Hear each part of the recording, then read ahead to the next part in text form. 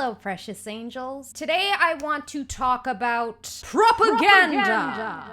If you didn't catch what I said propaganda. As you guys know, but I will continue to repeat over and over again because I think it's important. I believe the left-right paradigm is an absolute scam, and that its only purpose is to keep our attention on each other instead of on the real enemy. You know, and I don't even really like the term enemy that much. I mean, why do we gotta call them our enemies? They're just the psychopaths who are up here doing what they've always done, worshiping Satan and eating babies, or whatever the hell it is they do. And here we are reacting in the same way we've always reacted. We know it's a scam. We know politicians are nothing other than puppets. We know that voting will have absolutely no effect on the outcome, and yet we continue to play along. So really, at the end of the day, are they the enemy, or are we our own worst enemy? Oh, getting philosophical. And I'm not just talking about people who are normies. I'm talking about some of the brightest, most intelligent people I've had the honor of speaking with,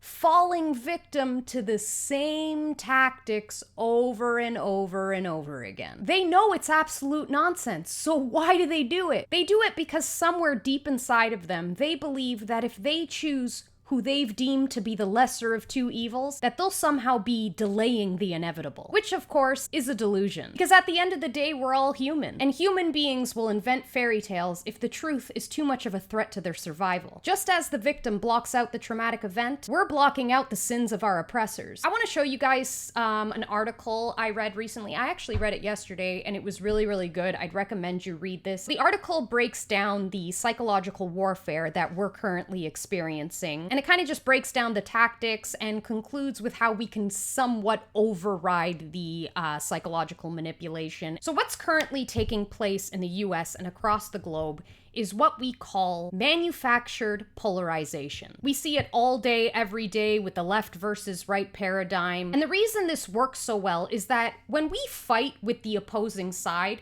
we're not actually fighting with an individual. We're fighting with a caricature of that individual. Allow me to explain. When somebody on the right is fighting somebody on the left, they've already painted a picture in their minds of what that person looks like. I'm gonna read a direct quote from the article. Those who strongly identify on the left see right-wingers as Bible-thumping, AR-15 waving, barbecue-loving, inbred racists.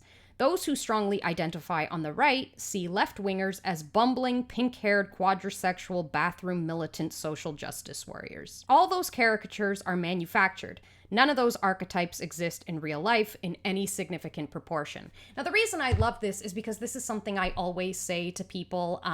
This is a completely manufactured caricature of a human that we all believe exists, but really, these people are very much on the fringe. What we actually have as the majority in society is people who exist somewhere in the middle, maybe with a slight lean to the left or a slight lean to the right. Because the middle is where common sense lives, and most people exist somewhere around common sense. So how will this manufactured polarization usher us into the New World Order? I don't know. I don't know everything. I only know what I know, you know? But I will tell you what my spidey senses have been telling me lately. I believe that the goal all along was for Trump to win the upcoming election. I believe that the Democrats are acting absolutely batshit crazy, and it's completely intentional. And the reason they're doing it is to shift public opinion in favor of Trump so that he'll win by a landslide. Now, why do I believe the Democrats would want Trump to win? Because the Republicans and the Democrats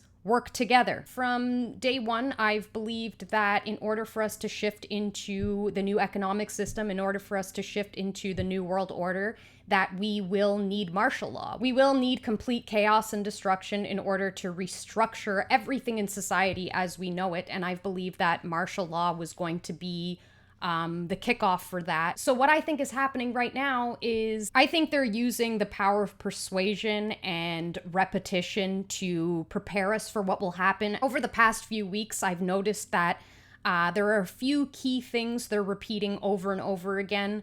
One of them is something I heard from AOC just recently where she said, let this be the reason you radicalize. That's right, we now have the Democrats encouraging anarchy. I've heard if Trump wins, this is a matter of life and death. That statement is very concerning because it's completely meaningless. I mean, why would Trump winning be a matter of life and death. Why exactly? Trump is the president right now and you're all still alive. So tell me what's going to happen after the election if Trump wins that's going to result in your death. It's absolute nonsense. And the reason they do this is because if you repeat a lie over and over again, people will begin to believe it. That's something we know just from, standard propaganda techniques. So what they're trying to do right now is prepare everyone for when Trump wins and there's inevitable chaos. That way it'll be believable when it happens. The thing is that you have to remember Antifa, the people on the left that are going out and burning shit down and destroying your cities and all of that, you need to get it out of your head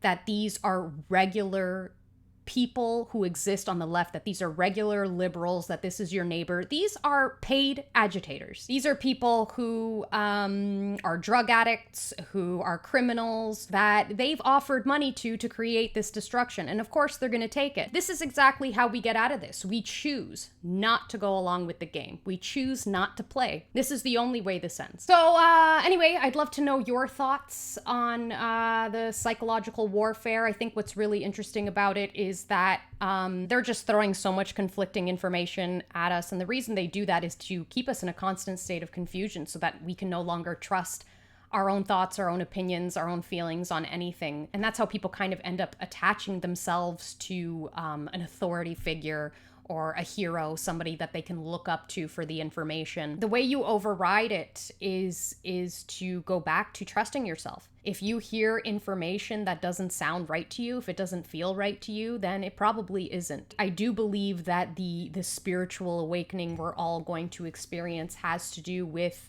reconnecting to our own inner voice. People on the right and left fall victim to this. People in the conspiracy circles fall victim to it. If you think you know everything that's going on, you're absolutely kidding yourself. That's one thing I pride myself on. As much as I think I know, I'm always open to new information, to new ideas, to new possibilities. And I think that's kind of how we all have to go about this, is just keep your mind open. Anyway, guys, if you like this video, please comment and like and subscribe, and I will see you all next week.